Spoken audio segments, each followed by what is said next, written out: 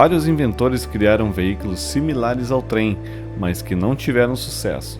O trem mais próximo do que temos hoje, movido a vapor, foi projetado no país de Gales, por Richard Trevithick, em 1804. A história das ferrovias no Brasil inicia-se em 30 de abril de 1854, com a inauguração por Dom Pedro II do primeiro trecho de linha, a Estrada de Ferro Petrópolis, ligando Porto Mauá a Fragoso, no Rio de Janeiro. Com 14 km de extensão, a primeira locomotiva a vapor a trafegar no Brasil foi a Baronesa, fabricada na Inglaterra em 1852. Em 1880, teve início a construção da Estrada de Ferro Curitiba-Paranaguá, com boa parte da mão de obra composta por imigrantes europeus, sendo inaugurada em 5 de fevereiro de 1885. Ligava a capital ao porto de Paranaguá, mas precisava se ligar também Curitiba ao interior do estado. Foi o que aconteceu. O trajeto iniciava, saindo de Curitiba, seguia até a estação da Serrinha, atual Engenheiro Bley, de onde havia um entroncamento para Lapa. Continuava sempre pelo lado da margem direita do Rio Iguaçu, não beirando o mesmo. Cruzava o Rio dos Papagaios, ia à Restinga Seca e atingia o Rio Iguaçu, cerca de 12 quilômetros acima do porto, no local chamado Porto das Laranjeiras, onde hoje está a cidade de Porto Amazonas, que mais tarde foi denominado Estação Porto Amazonas, em terras da fazenda Portão de João Conrado Bier. A primeira estrada de ferro que passou por Porto Amazonas foi inaugurada em 1º de setembro de 1891, mas a primeira locomotiva movida a vapor chegou somente em 10 de novembro de 1892. A chegada da estrada de ferro em Porto Amazonas foi muito importante para o desenvolvimento da região. Através dela embarcavam e desembarcavam passageiros, vários deles imigrantes que povoaram a região, e mercadorias como a erva mate e a madeira, que vinham pelos vapores e seguiam viagem para todas as regiões através dos trens. Com o advento da República, houve a necessidade de um novo pedido de uso e gozo do prolongamento da respectiva via férrea, de Porto Amazonas até Ponta Grossa, passando por Nova Restinga e Palmeira, a entroncar na estrada de ferro de Itararé a Santa Maria da Boca do Monte, trecho que foi inaugurado em 1º de março de 1914. Em 1915, o ramal Restinga Seca foi desativado.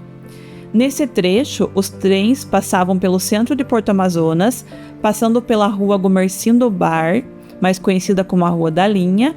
Ao fim desta rua ficava uma chave que desviava a linha para ir até próximo ao Rio Iguaçu para carregar as mercadorias. A estação central de Porto Amazonas ficava onde hoje é a Rua Duque de Caxias, em frente ao Centro de Convenções Celso Rodrigues Paes, com a frente voltada para onde é hoje a Rua Guilherme Schiffer. Seguindo viagem, a linha passava pela ponte sobre o rio Lajeado, mais conhecido como Represa, passando pelo bairro Vila Conceição, em seguida passando pela Ponte da Alisa, atravessando o Rio Iguaçu pela Ponte Preta, chegando até o município da Lapa. A construção da rodovia do Xisto e da Ferrovia Central do Paraná tornou esta linha ferroviária menos importante. Em julho de 1970, ela foi paralisada, levando ao fechamento da estação de Porto Amazonas. Este ramal funcionou por 56 anos, de 1914 até 1970.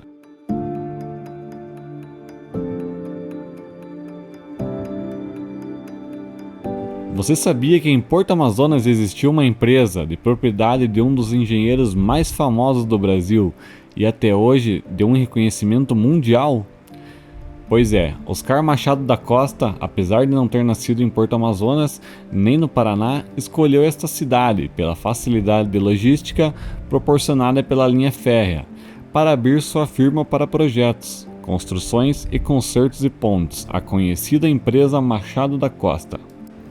A empresa de Machado da Costa funcionou em Porto Amazonas de 1936 até 1965, no mesmo espaço onde é hoje a construtora Roca.